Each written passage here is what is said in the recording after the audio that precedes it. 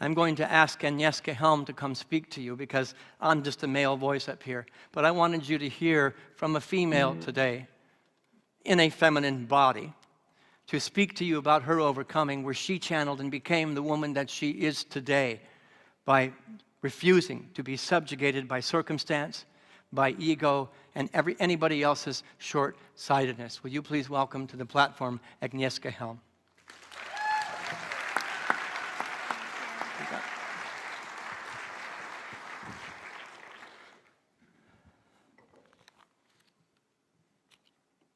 Good morning, United family. My beloved brothers and sisters. My name is Agnieszka, and I am here to empower you to answer the call of our Divine Mother, to come back to the heart center, and to unite with the kingdom of heaven within. This light symbolizes how we all come to this planet as a divine light, a bundle of infinite love and innocence. My incarnation began in communist Poland, where I was conceived out of wedlock. I grew up in poverty, and food was rationed and limited. I was bullied at school and home, and I started smoking, skipping school, and running away from home. At 16, I decided that I could not handle all this suffering anymore, and I overdosed on prescription pills to end this meaningless and painful experience. Next morning, I was rescued at the ER, where the doctors were admiring my resurrection. As you can imagine, all of this started to block my light and innocence. Shortly after my 20th birthday, I found myself having a panic attack and begging my mom not to send me across the ocean. 12 hours after boarding my first flight ever, I arrived in America with only $100 and 2 suitcases. I couldn't speak English. I didn't know anybody on this giant continent. I experienced cultural shock and feelings of abandonment and fear.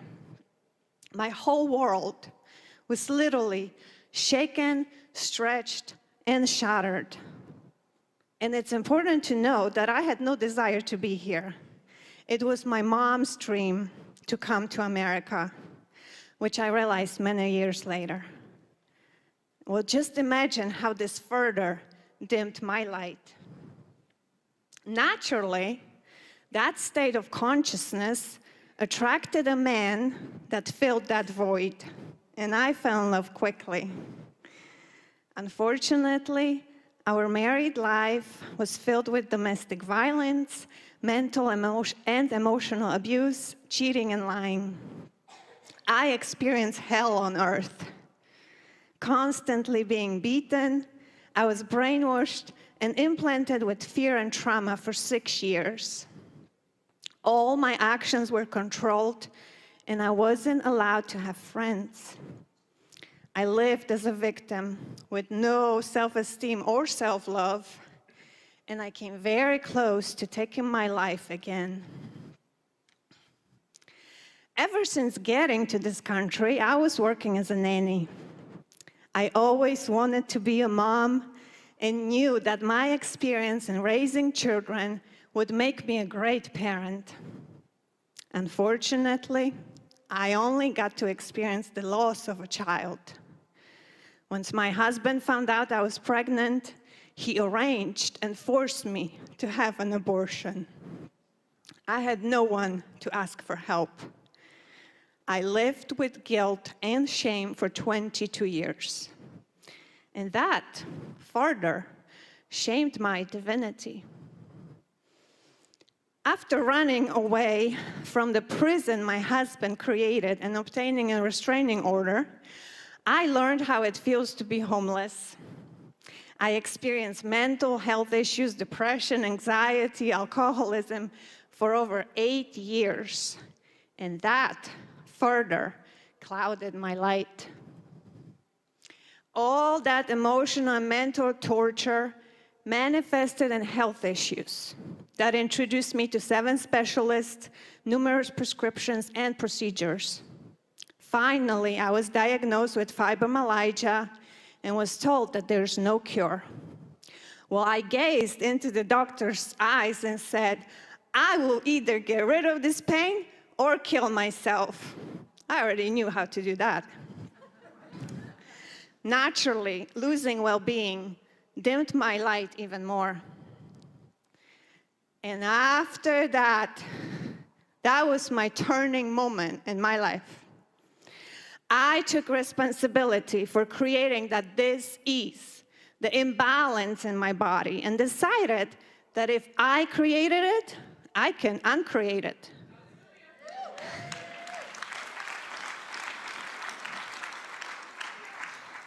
After all, Jesus said you can do all this and more, so I just simply decided to give it a try. I healed myself. And later, when I was informed that I also manifested cancer, I instantly chose to heal myself, knowing that it is my faith that healed me. So I started to unblock my light. Eventually, I learned how to use challenges to propel me to action. While working as a nanny, I graduated from Kennesaw State University, magna cum laude.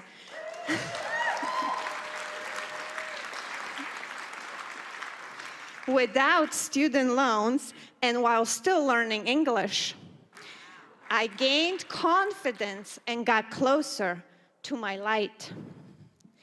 3.5 years after leaving my husband, most people were telling me, you won't be able to buy a house with low salary. Well, I most definitely turned pain into passion when I said, oh yeah? Just watch me. 11 years after coming to America with $100, I became the first homeowner in my family in generations.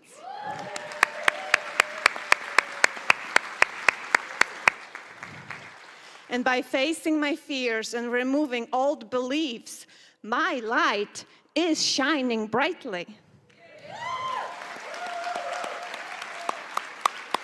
Today, I stand before you as a powerful being, capable of alchemizing pain. I traversed the deepest parts of myself, explored the darkness, and reached the other side to be able to emanate healing light.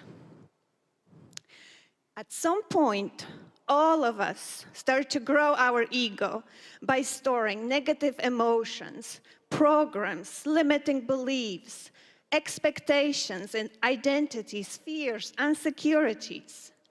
All this creates a lens through which we interact with the world. Almost like we wear glasses that project what's inside. And I want to share the medicine with you. It is in unlearning, undoing, uncreating, seeing through the illusion. It is in the willingness to fully let go of all beliefs and surrendering to the divine within. Our responsibility is to clean up the lens, to shine our light, and project only love.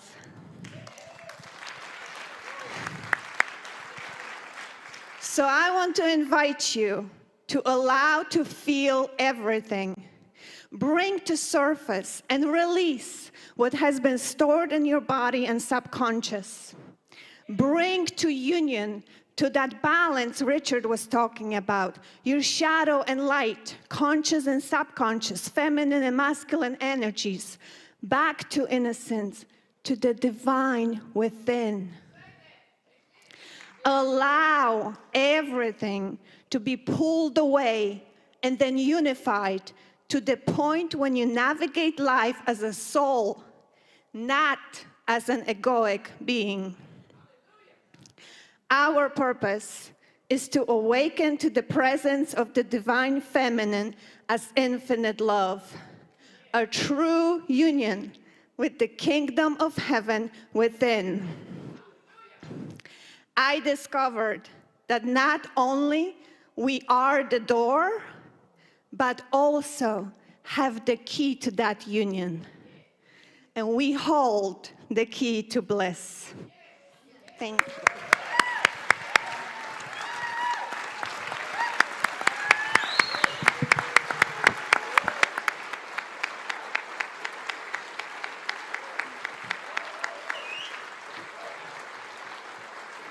Stay right here.